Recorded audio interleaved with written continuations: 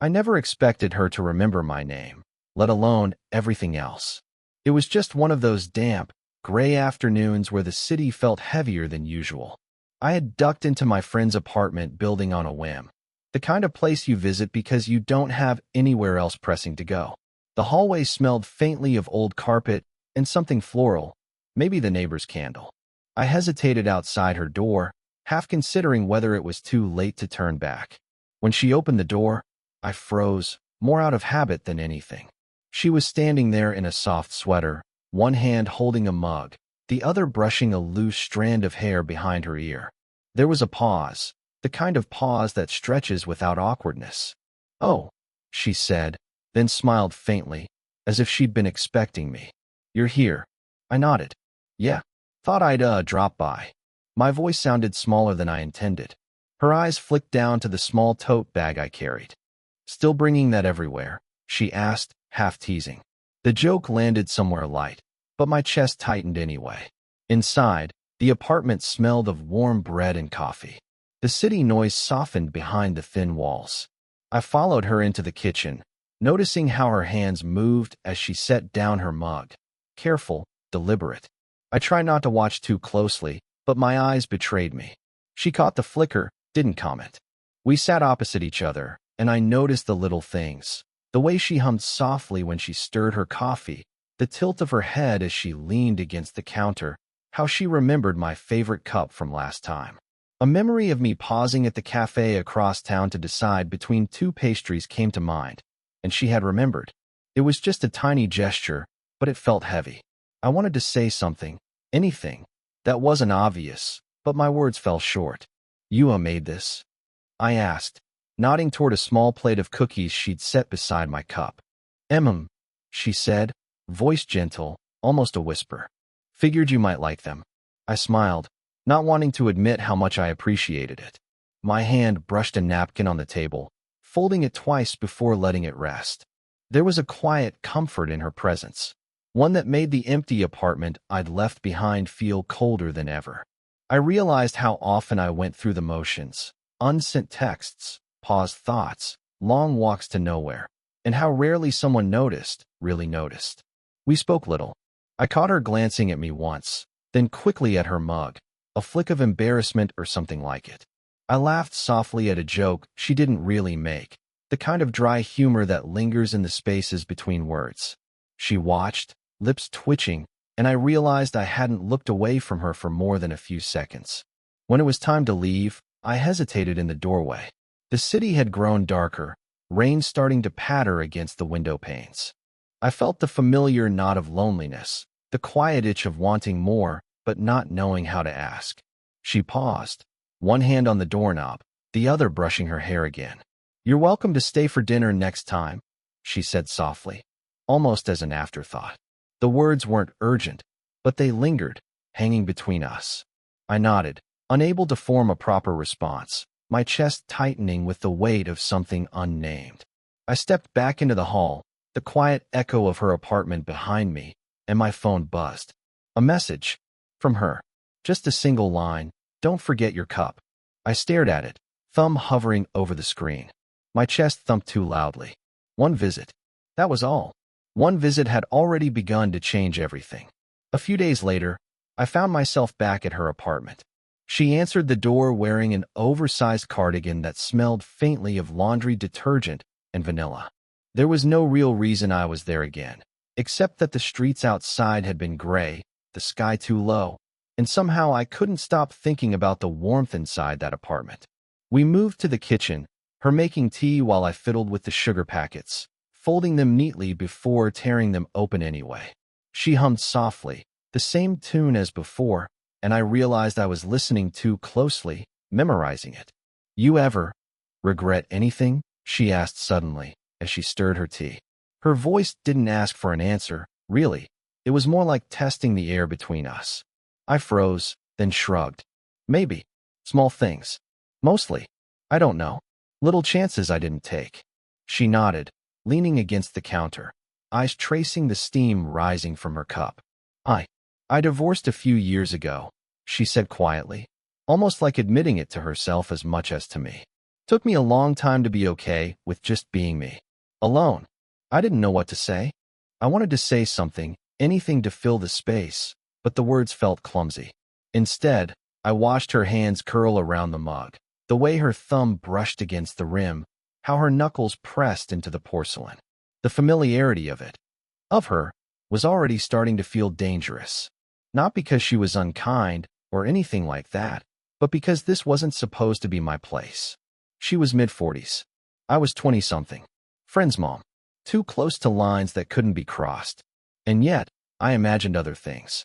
Imagined her leaning back in that chair and laughing at some dumb joke I hadn't even made. Imagined her noticing my pause, my hesitation, and smiling anyway. I felt my chest tighten with that quiet, unsaid pull. We shared a bag of cookies she had brought from the kitchen. Our fingers brushed while reaching for the same one.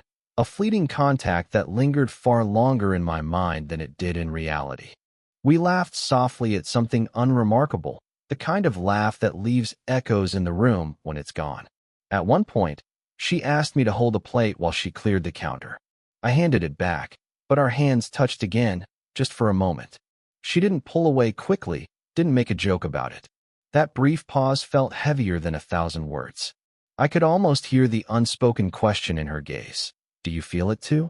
I left that day with the same cup she had given me last time, but heavier somehow.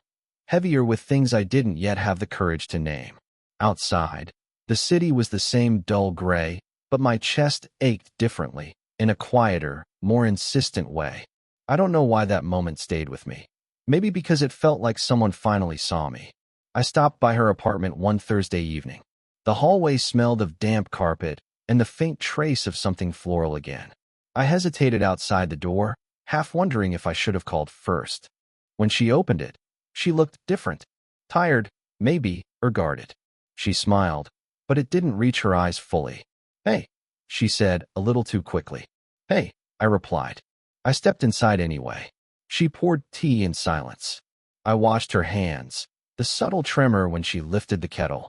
I wanted to reach out, steady them, but my fingers stayed in my lap.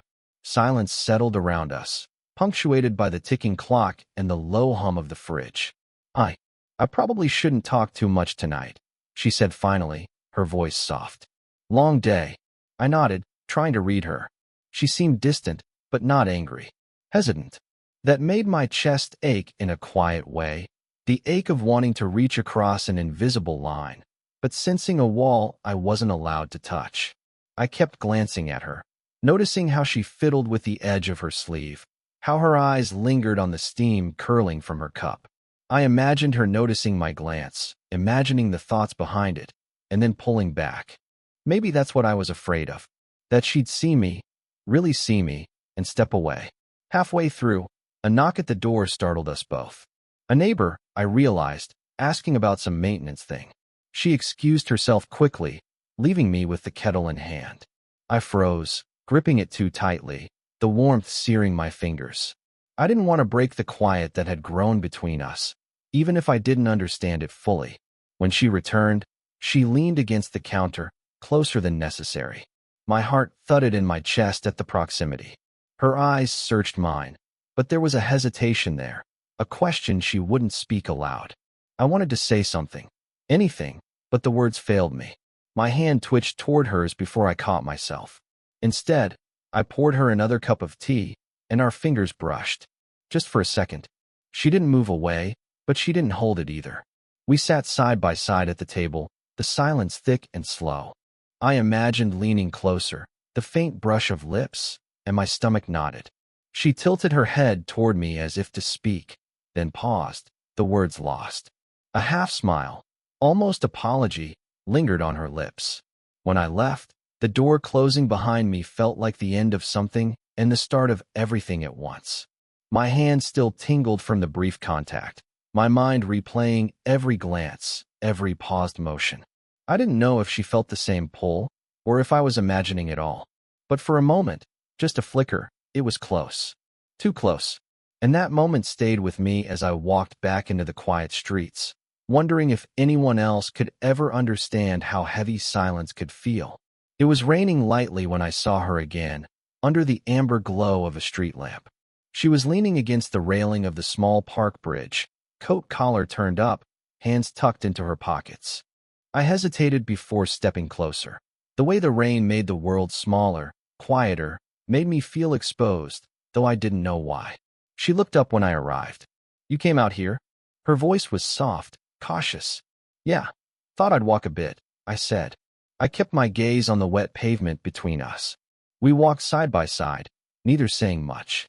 The silence had weight, comfortable, almost, but taut, like a string pulled just enough to hum. She glanced at me once, eyes flicking quickly away. I noticed the faint crease between her brows, the way she kept her hands folded as if holding herself back.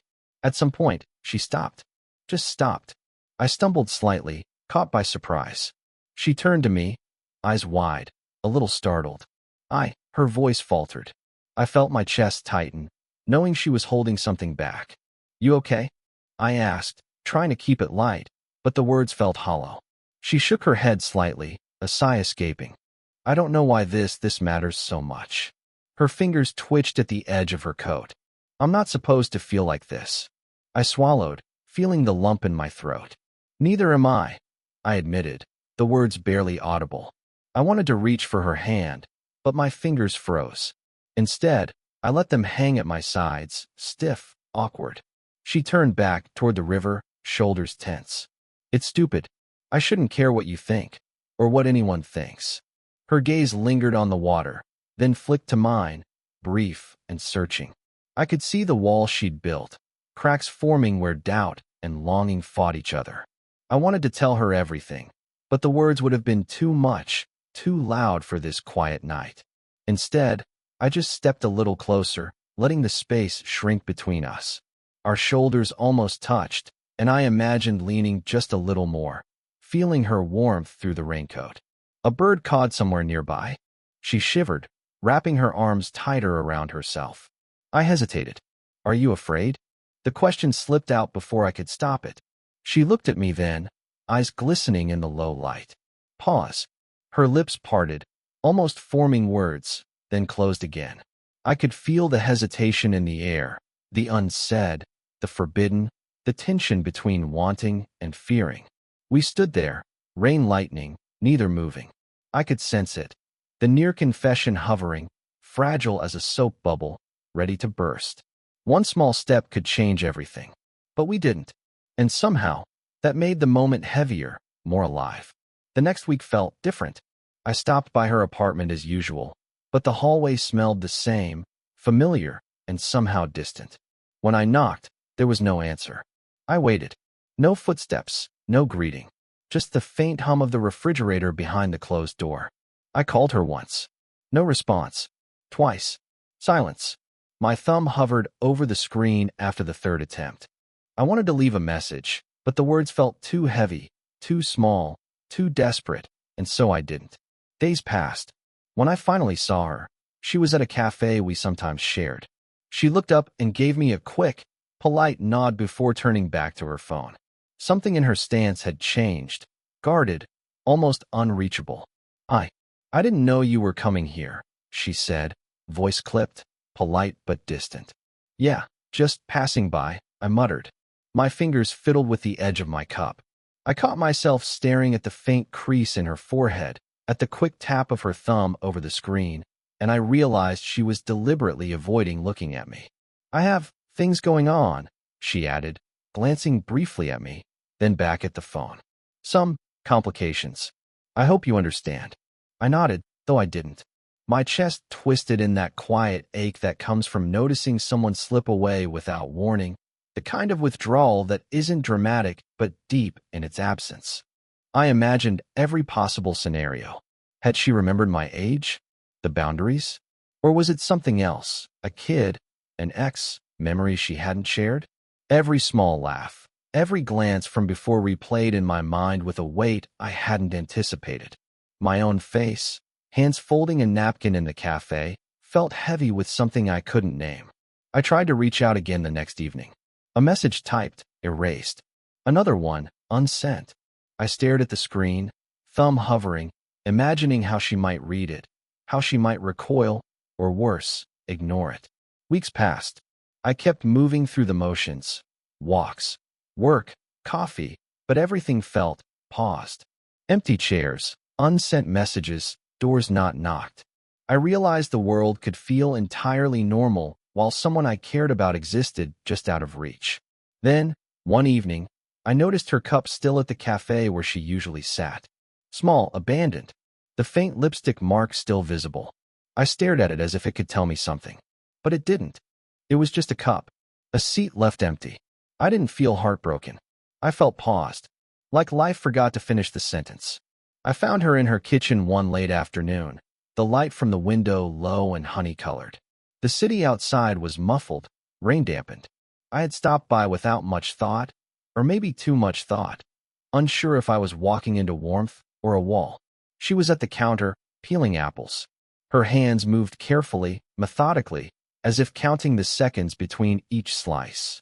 I stood near the doorway, not wanting to interrupt, but already feeling the weight of everything left unsaid. She looked up, saw me, and for a moment, I thought she might turn away. Instead, she offered a small, careful smile. "You're here," she said, softly, like a statement of fact rather than welcome. I nodded, throat tight. I didn't stop coming for any reason, I guess, I said, words tripping over themselves, shy, hesitant. I stepped closer, and she didn't shrink back. "I missed this," she admitted, voice quiet, almost drowned out by the faint tap of rain against the window. She folded her hands around the peeler, thumb brushing the rim. "Missed you." Something inside me unclenched. I wanted to speak, to pour out the weeks of confusion, longing, and half-formed thoughts. But instead, I just stayed, letting the pause hang, letting her see me in the stillness. She gestured toward the counter. "Sit," she said. No urgency, just permission. I did, careful not to lean too close. My hand brushed the edge of the cutting board as I reached for a slice she had cut for me. The contact was accidental, and I didn't pull away. "I was afraid," she said finally, voice small. "Afraid that." She trailed off, lips pressing together. Her eyes met mine, steady but soft. The fear lingered there, in the spaces between words. I wanted to fill them with reassurance, confession, everything I'd been holding back. But instead, I reached out, just a little, letting my fingers touch hers briefly as they rested on the counter. Her hand didn't move. It didn't have to. "I don't want to ruin this," she whispered. "Then, let's just be here," I said, equally low, equally careful. She nodded. A quiet, full nod, almost like permission, almost like surrender.